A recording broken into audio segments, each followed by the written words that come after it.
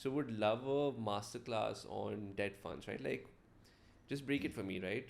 There is a short-term debt and there is a long-term debt. Okay, a short-term debt is something that is, we define it as up to 1 year. Okay, and long-term is that more than a 1 year of a tenure is called a long-term debt. Okay, and in that we again have three categories of it. One is that corporates borrow. Okay, other is the central government that borrows, and third is the state governments that borrow. Okay, so these are the three wide issuers for us that we look at while we are investing.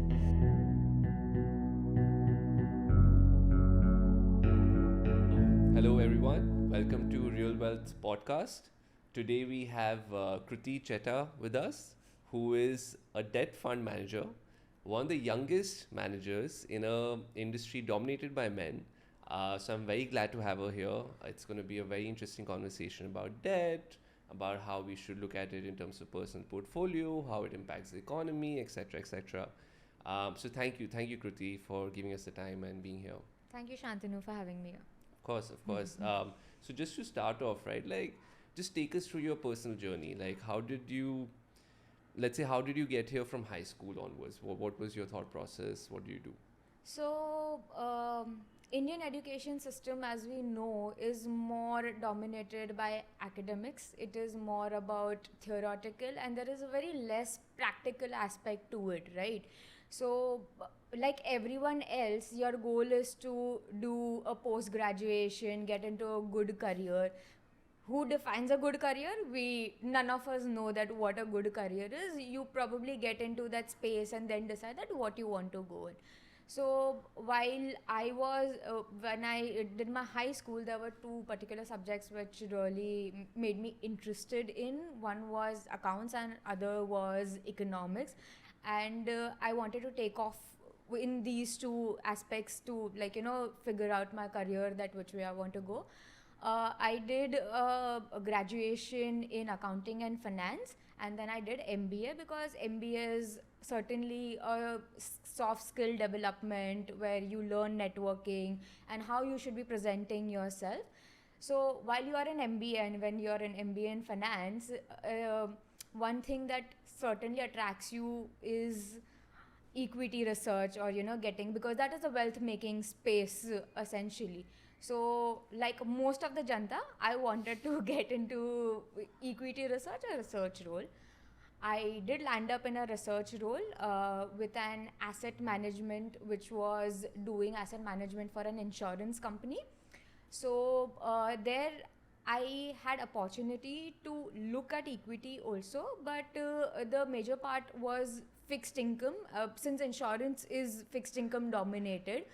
So I got into learning for fixed income with that company, and essentially in my first job I got chance to work with the industry pioneers of fixed income, so it attracted me even more. And since economics was always in the background of my favorite subject, so I kind of built on in that. So my journey always more has been of finding my direction of what I like, and then growing onto it. Very interesting and important aspect that played out was that insurance is about fixed income for sure, but it is more of a let's say stagnant investment that you do, because you are doing a liability for a long time, so you invest and then you stay hooked onto it. But where I was working, very interestingly, there were three different business verticals that were there. So one was investment banking, and another was wealth management, which was essentially wealth management for the individuals. So investment banking also I got, because you're on the same floor, you're on the same office, you do learn, you talk, and it helps you figure out that what exactly how it is working. And the other aspect, where there was a wealth distribution, from there I learned about mutual funds. So very interestingly, it caught that it is a money managing business, and it is actively money managing business. So from there, I got hooked onto that. Yeah, mutual fund is an industry where you do, money management in a very active way, and it keeps you on your toes all the time, keeps you more informed, and it's a way where your knowledge translates into execution of, actually making money. So, question: this is still at the insurance company, right? This is still at the insurance company. So I figured out that mutual fund was something that I was, attracted to, and also fixed income was something that I got hooked on to. So then I moved on to my second job, which was in debt capital markets. Now, debt capital markets, why? Because unlike equity, debt is more of a function of over the counter. It still works where you need a dealer in between for you to, execute the deals for you. Whether it is an institution, whether it's a individual, you do need, because of the complexities that come with the debt. So I wanted to understand that aspect of it, that how it works and how does it, feel being in the middle, and how exactly the dynamics of it works where a seller meets a buyer. So my second job was towards that, and the third job that I went on to was in mutual fund. So there I started off as a fixed income analyst, where the major role was on the macroeconomic research, and the added role to that was fund, analyzing the portfolios. So the first step started off with that you give your research, you say you help the fund management team to build their decision on what is forecasted or what is happening in the economy. And the second part is that research aids in making the portfolio of the fund, right? So but how do you construct a fund, what are the dynamics of it and everything, that was where I learned in like my third job. Thereon, gradually I have built it on that, and finally being in the right place at the right time got me to a fund management role after a long journey. So the third job is still where you are doing the fund management role. Got it. Few questions that I'm intrigued about. One is just in the second job, right? When you say you worked in debt capital market, there's a buyer and seller of debt. So which side were you working on, or were you the market maker here? So I wasn't the dealer. I was still doing the research team, but I was sitting in a room where the executions were happening. So these are the dealers, and they are the market makers for the buyer and the seller. So they get so say that I want to buy a security as an institution, right? I have a need. I specify that I want a issuer at this tenure, so you please go and find me a security. And you were playing this role? I wasn't playing this role. I was in that team. I was still doing macroeconomic. So I'll tell you what, most when we say this is a sell side role for debt, okay? So when equity sell side role is there, what do? You publish research reports for them, right? This is a supportive job in addition to the dealing that is there. That is how you cater to the clients for the execution of the deals that they are doing for you. So similarly for debt, when the brokers are executing for you, in addition there are the research services that you offer to them, and I was in the research role, but I was on the ground with the team watching it and understanding that what they were doing and how it gets executed and what are the parameters for it. Okay, makes sense. Yeah, I was just clarifying. Second, more interesting personal question here, right? And I think you sort of alluded to it. But as you said, most people are very intrigued by equity, right? Equity is where the janta goes. But you got interested in debt. And you mentioned that maybe economics was a reason and maybe the mentors. But I just want to learn more there. Like, why the interest in debt? Like, what is the... Because that's not the common path. So one of the reasons, that it's not a common path, and you get attracted to something that most of the people don't understand. So one of the reason is that. Also to understand that when I got into this role, I got to learn that debt market is 3 times more than equity market globally. And even today, it is more institution driven than individual driven.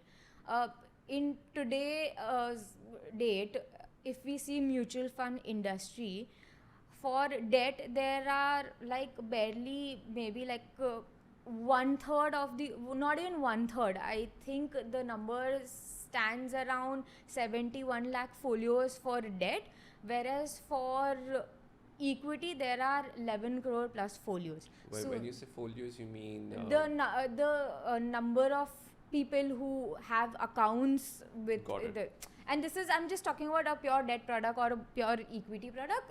There are various segregations, so it is differently, but like a pure debt product, it is still that it is more institution driven, and it's but the numbers are massive. If you see globally, a 300 trillion globally marketplace available, against which equity is $100 trillion something, so it's 3 times more, but the reach is not there. So one is that I wanted to understand that why, what is this market, how does it work. Second, usually equity works on a micro level, so you have more you dig into the company, and then you dig into the fundamentals of the company, and you dig into the promoters of the company and all that stuff. But when we talk about debt, it is more of the macro level. So and macroeconomics is something that always interested me. So managing something, an asset class which is linked to the macro, is something that I enjoyed personally, rather than going into the micro one. So hence I got fixated to debt. No, fair, very fair, very interesting. Um, so the two reasons are essentially the scale complexity and the macro understanding of Yeah. the. I'm actually very intrigued to understand the second bit, right? The macro connection with debt, and like how that impacts your portfolio building also, right? Like what is that connection? Maybe you can give us some examples that we were discussing. So when we say that, okay, we live in a world of globalization. Let's just take it like that, okay? If we were in 90s, probably not so much. The economies were very separated, but since 90s, we have opened up, and it's all about globalization. So what happens in one end of the world translates to rest of the world. COVID has been the best example of that. That it got it started off in China, and then it went all over the world. During COVID, one thing that we realized, that the world comes together when the crisis is there, right? And everyone starts thinking in the same direction. So when the world came to shut down, one aspect that came is that still the living and everything has to go on. So we saw a lot of government spending happening in each and every country that was there. The scales were different, the ways were different, but it happened, right? So how one event can change the entire world, or how it links from one economy to another, is something which is very interesting. So similarly, if you see, when Russia-Ukraine war broke out, Ukraine essentially is a very small economy, right? It's not a big economy which is exporting or changing the world, but it still impacted a lot of commodity prices. If I have to speak for India, that why Russia-Ukraine is important. We import from somewhere else oil. Why should it impact us? But it still impacted us. Why? Because Russia exports to the Eurozone.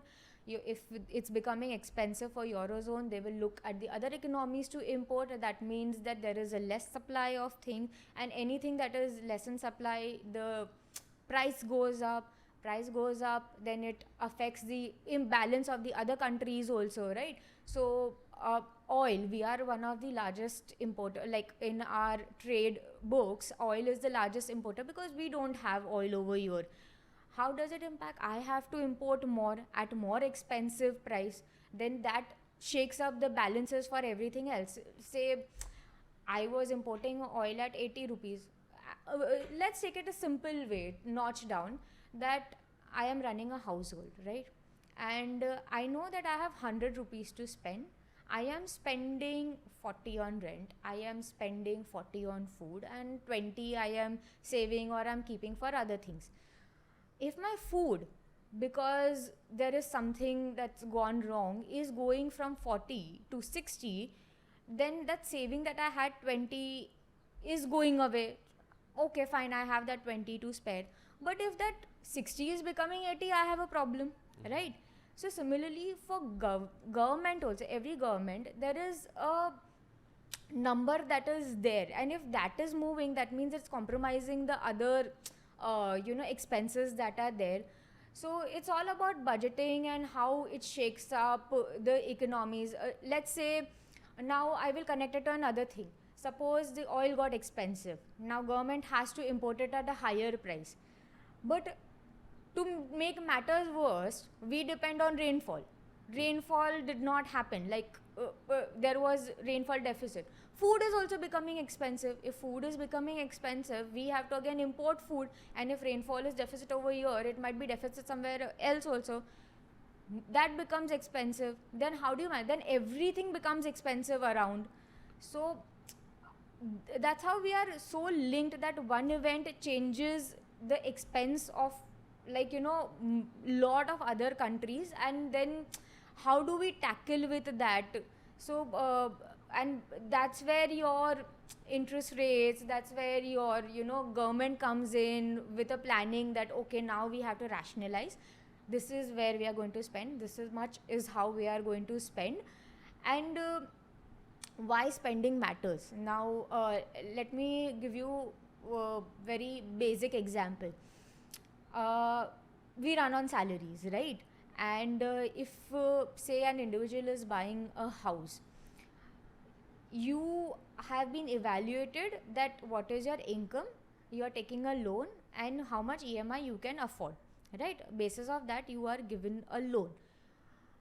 But let's say that your capacity is already decided to take a loan, let's say. But let's say that you want to borrow more, right? And because your expenses have suddenly shot up because of XYZ reason, now because your credit score was good, because you could afford that thing, you got it at a reasonable rate of interest. But let's say that you overshoot your capacities, then that's a risk that the bank is taking on you, and if the risk is higher, then they're going to charge you more interest rate on it. So if they're going to charge more interest rate on this, your burden of debt or EMI is just going to increase that much more, right? So with the economies also, it works the same way, that if you are borrowing to the capacity where you can pay back, then you get a good balance or good credit for being in that economy. But if you cannot pay back and you are just borrowing, then the credibility becomes questionable, and the investors don't come in, because having said that we live in a age of globalization, everything is linked, and like we import, there are investors also who come into our economy and invest, and when they come into our economy and invest, we benefit from that, right? Of course. Yeah. So it's like Argentina, right? Like Yeah. no one's going to come to Argentina now. So what I'm getting very broadly, and correct me if I'm wrong, is that these global events like a COVID or a war is essentially impacting your interest rate. The cost of cash flow is getting impacted. The cost of debt is getting impacted. Right. And that's why it's a more macro subject than, let's say, equity, which may also get impacted. It gets impacted. Obviously, but equity also, it's like I said, it's an age of globalization. Everything gets impacted. Equity will also get impacted. If the consumption is going less, equity is not going to go higher. Yeah. Where are the earnings going to come from? And for debt also, the similar story remains, that if your flows are not coming in, or you have to do something to strengthen that economy, you have to give incentive to strengthen that economy, and essentially that's where your central bankers come in, right? To balance the growth and the inflation. That is the primary agenda of a central bank. Yeah, so the central bank will increase the interest rate to control inflation and to make it more expensive, right? Right. And so central banks' primary function anywhere in the world is that they need to balance the growth and inflation, right?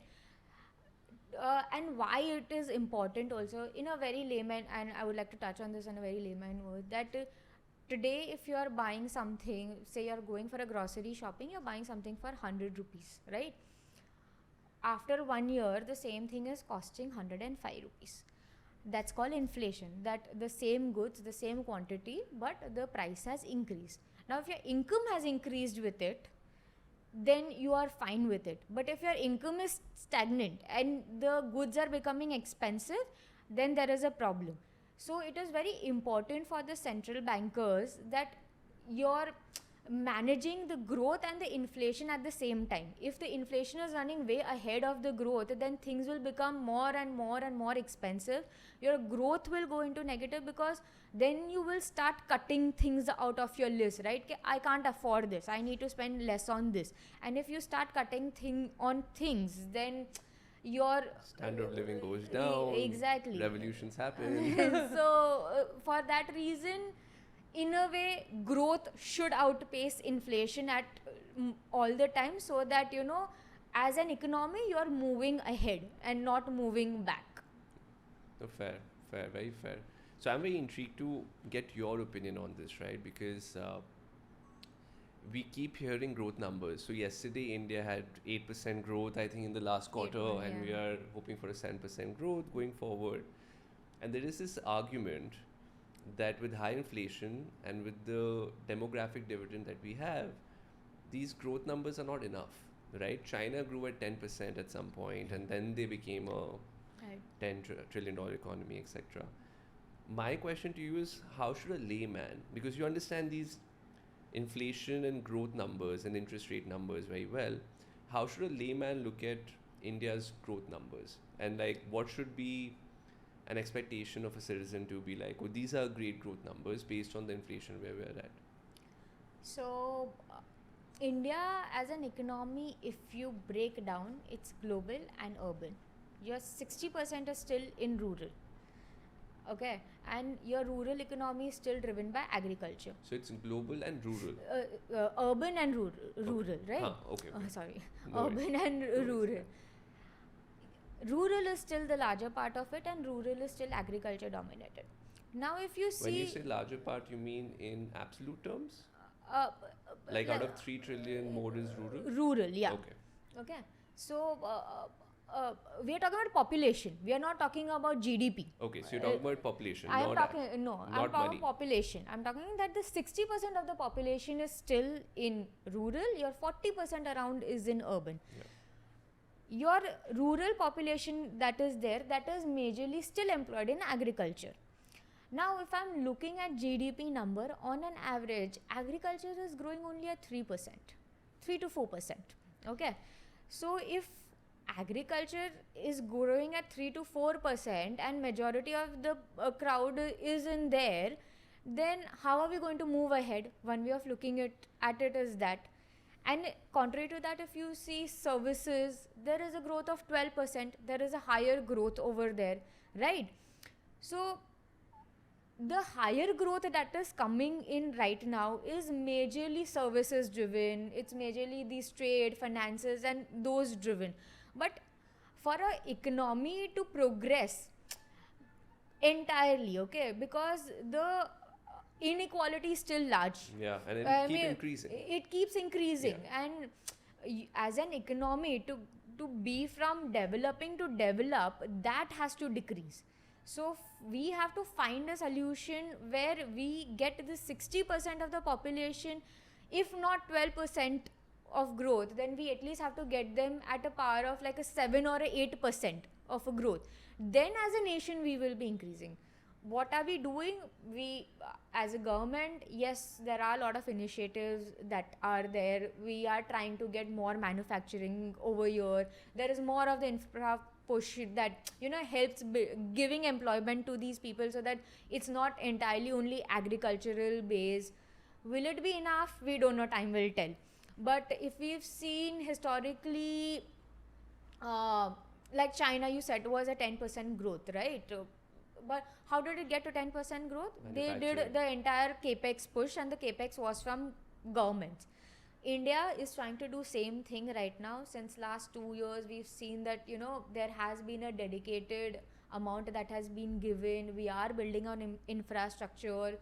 For us, because of the demography and everything, the numbers of employment are still not in black and white and very clear. But if as a whole we see that yes, it is going into a right direction, the question then again arises that if it is going in a right direction, has that ship sailed where we do only manufacturing and not concentrate, because the larger growth is coming from services? So should we be leaping to that rather than taking a mediocre thing? No right or wrong to it. We have to try everything as an economy. The end result should be that there should be narrowing of the gap between the incomes of the people, so as an economy we flourish and move to the next level. Right now we are at level 1. What is urbanization? The rural story is completely different, though it is changing a lot. And good that lot of the in between middlemen and everything is also getting, maybe not entirely, but we are seeing with the direct benefit transfers, Jan Dhan and all those digitalization, it is changing, and probably we are on a right path. Higher GDP growth, yes, it is needed if we want to reach that mark. But with a country with so much of divergence, so many cultures, and for China, it's a communist country, right? A one rule domination applies to the entire country. India is a democracy, so it's still very state driven. Different states think differently. So from a center to apply everything to all the states, no, there will be some pushbacks. We will have to fight those. But I guess that whatever that we can be doing and what blanket reforms that we can apply, we are doing that, and we are seeing it's moving towards the right direction.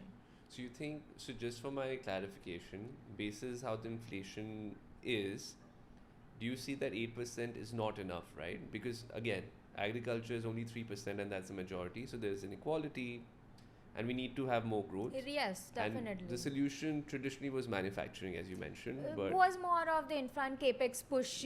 Traditionally has been that, and we are trying that out right but now. we don't follow traditional paths, right? Like, I know if you remember how we jumped the phone queue to get directly into cell phones, right? So we leave frog stuff. So there is an interesting quote by Mark Twain that history does not repeat, but it does rhyme, right? Yeah, so it's not important that you do it the same way, but the entire beauty of it is that you learn from the historic paths, but you apply it in a different way. Absolutely. Also because the context changes, right? Like in 50s to 90s, when America and all these countries are growing, right, or Japan is growing, AI is a very different concept. Right now, AI is a very different concept now. So your growth will be impacted in a very different way.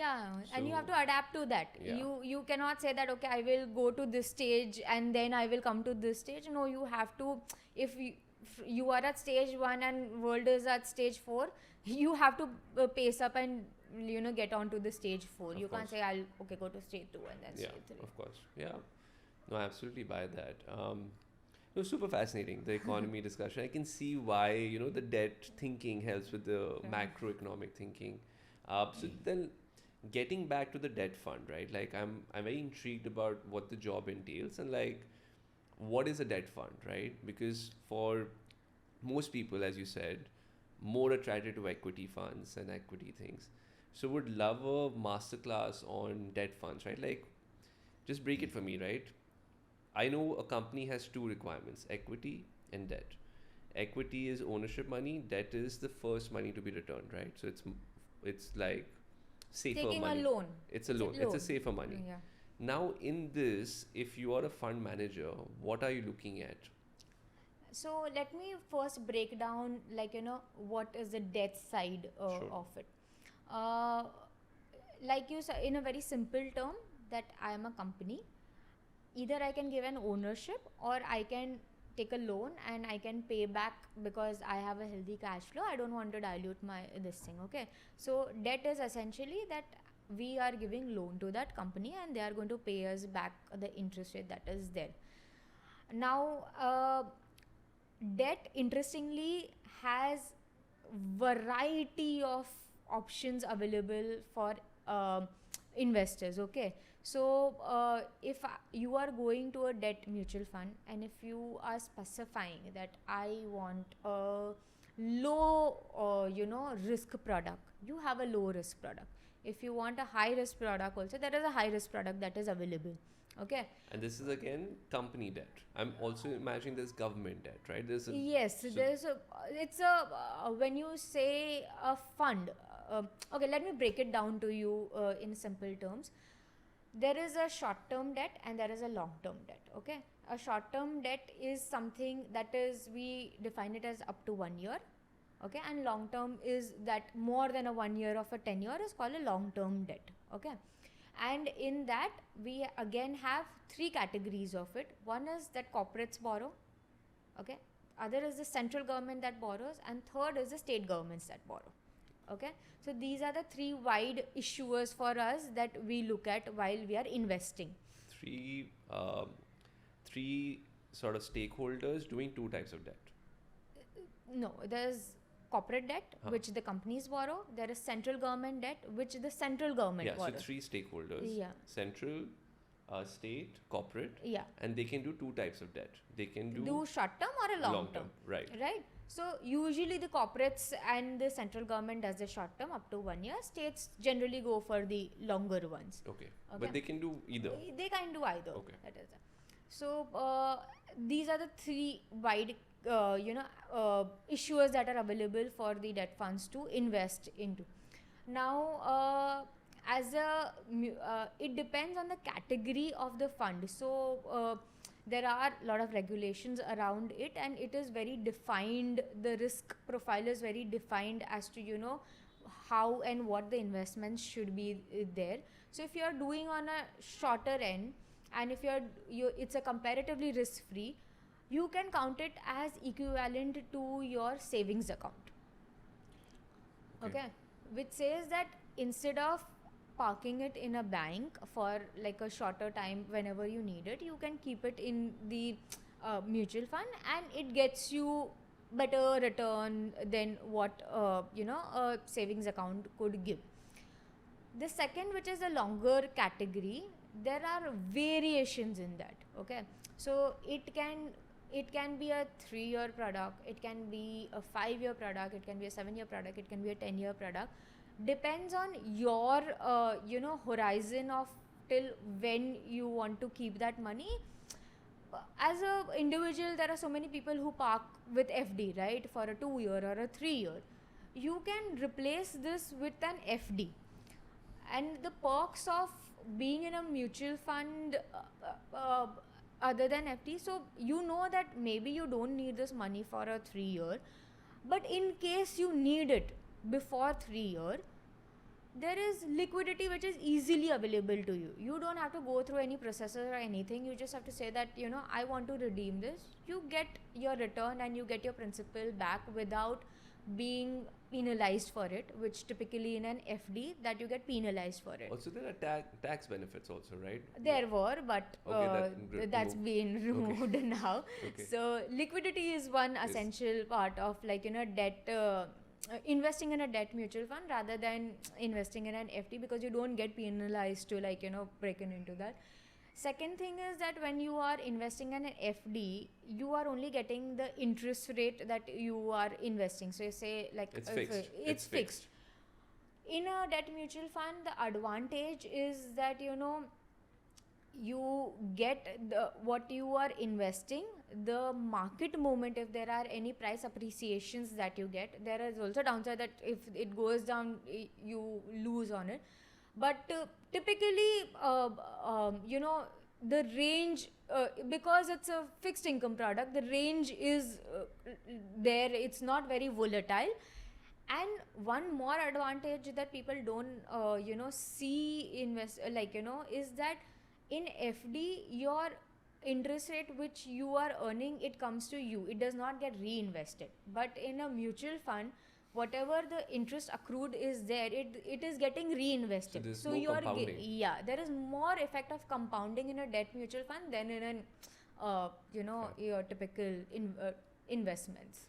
Two questions. One clarification. So we had separated debt into short term, long term, but in both of them there are multiple variations, right? For example, liquid 60-day funds or like 3 month. I Yeah. forget, right? But short term में वो सब भी होता है. Right. And long term में, as you said, 3 years होता है, 5 years Yeah. होता है. Gilt I think is 20 years or something. It can vary, Right, like right. you know. So in those categories there are different types. Right. Fair. Second, and this is a more sort of deeper question, the risk is lower for short term, right? Because in the short term your interest rates don't change, is the argument. Whereas in the long term the risk is high because the interest rate change, or what is the reasoning for this risk being different? So in short term, that your money is going to mature in this much time, and this is the around rate that you are going to get, not much of the volatility over there. But when you go to a long term, it gets associated with the interest rate cycles, right? Yeah. And interest rate cycles change, makes the market volatile. And this is the cycle we're discussing with the central bank. This is where the central bank impacts your Right. cycle, right? Fundamentally, this is the function of the central bank's decision that is there, and the impact of the decisions that will be on the securities or whatever tenure that you are investing in. So the volatility is a little higher in the longer term. If you wait out for that cycle, if you have decided that I am going to invest for so long, and if you wait out for that cycle, it does not impact you much. But in interim, if you try to, like, at last the purpose is to create liquidity for investor, and if they need the liquidity at that time, they can, but there could be some hits if they are not in the right point of the interest rate cycle. Of course. So just for clarification, let's say I buy 100 rupee debt. I'm making these numbers up, right? But just for the math to make sense. And let's say it's long term, 30 year, 10% I buy it through the mutual fund. And the government rate is whatever it is, stable. But the government increases the interest rate. That 100 rupee becomes less valuable or more valuable? Okay, so you are saying that 100 rupees at 10% you have invested, and let's say that you are in a interest rate hike cycle, okay? Yes. Okay. Now, what do you mean by interest rate hike cycle? That let's say that the rate was 10% and you have issued a bond at 10%. But now, because of whatever XYZ reason, that 10% is going to become 12% because you want to control something. Now think of it that as an investor, okay, if you are getting something return at 12% for the same risk, then you will buy that 12%. Why should I keep it at that 100 rupees invested for that 10%? Because at the same risk I'm getting 12%. Yeah. So what will I do? I will downgrade the value of that security. So the 100 rupee will become, the first one will become lesser valuable because it's a more valuable same risk. For the same risk that you are getting. Yeah. So I was just trying to understand that because I think that's a fundamental. So generally people think that higher the YTM, it is better for them. YTM is? Yield to maturity is, so what is a yield to maturity? Let me just stick it to basic. That today, if you are investing 100 rupees at 10%, like you said, for 30 years, then you don't look at it, you don't touch it or anything, and you let it mature for 30 years, you will get your 100 rupees back, and you will get that coupon every year of 10% that is there. That is your YTM of 10%, that you have gained 10% interest on that security. But let's say that, so that's the concept of YTM. But let's say, like you said, that the interest rate went 12, right? Then your YTM changed to 12%. So then for the same risk, you don't do that. So that is a market fluctuation that happens for these securities, and it's not necessarily good that when you've already invested and YTM goes higher, means the price of your security is going lower. Yeah. In fact, And please correct me if I'm wrong, but another way to think about this is if that 10% goes to 12%, it's probably to control inflation. So my price will anyways be less valuable, right? Because that 10% will not compete against inflation as well. Inflation is one of the major factor for interest rates. So, but then there could be other global factors also Okay. that could come into, let's say, the state of the economy, the economy as a whole has been downgraded because of xyz reason, and the inflows that are coming at a higher rate, then the dynamics of the economy changes. Or let's say that somewhere in the developed world they are hiking the rates to attract the investors, we have to change our rates. So there could be various So it's not just inflation necessarily, but inflation is, yes, a major part of it, but there could be other reasons also associated with it. so yeah. So then getting back to how you people invest, right? So you've got these two types of debts. You put money, like get on with the process. Like what else after that? What happens? So, as managers, what we are seeing that maximizing the returns for the investors, right? And we are given frames within which we have to work. But in those frames also, there are a lot of managing that we can. One management is a risk management that we have to do. That if an investor is coming with a certain risk appetite, we cannot breach that. We have to invest for the good of the see mutual fund industry is all about managing the wealth and for the good of it, and with the maximum transparency that is there. So for us, it is important that we see the well-being of the investors who are investing with us, and they're trusting on their risk appetite to us. So we see that what is the risk appetite that a particular scheme or has been adopted. So there is a transparency around that also. So if there is a high risk product, then it has to be labeled as a high risk product. If there is a low risk product, then there has to be labeled as low risk product. So now high risk and low risk, there are two factors to it. How do you define that? One is that the duration that you are going. Yeah. So if you are going higher on the duration, then you are the risk is higher. Second is that if you are going on issues which are more risky, so then that is the risk that you have to add on, and you have to convey it that this is more riskier than other product that might be available. So again, all this comes under regulation, and it's very transparent and defined. As what job we have is that we have to manage within that risk, and we have to manage the tenure of the fund. So as a category, I might be allowed to go, let's say the definition is 1 to 3 year, right? But I can decide within that 1 to 3 year whether I want to be at 1 or 3, depending on what the interest rate cycle is there, to maximize the return for the investor. If I feel that it is an upward, and I know that within few months again there is going to be a hike, then what do? I wait it out. So right now I keep it at the lower tenure, and then when I'm getting an opportunity that okay, abhi this is a good investment time, so I will lock in at a higher interest rate rather than doing right now at the lower interest rate. If I feel that there is going to be rate cut cycle, then I invest it and to the maximum capacity that is available to me, and I let that gain pass on to the investor. And then it's also a function of looking out for opportunities, right? So you should know that how when to get in, which issuers to get in, because again your central bank borrowings which are there, that depends, everything depends on a demand and supply dynamics. Okay, interest rate is one, but let's say if tomorrow there is more borrowing happening and there is going to be issuances, continued issuances, then supply is outpacing the demand. So in that case also, the rate that will be offered for that supply will be higher. So then I need to know when to get in, and when that supply will dry out. Okay, now ho gaya iska, I need to get in. But if if I know that this is not going to come into supply and I should hold on to it, because then there will be demand created.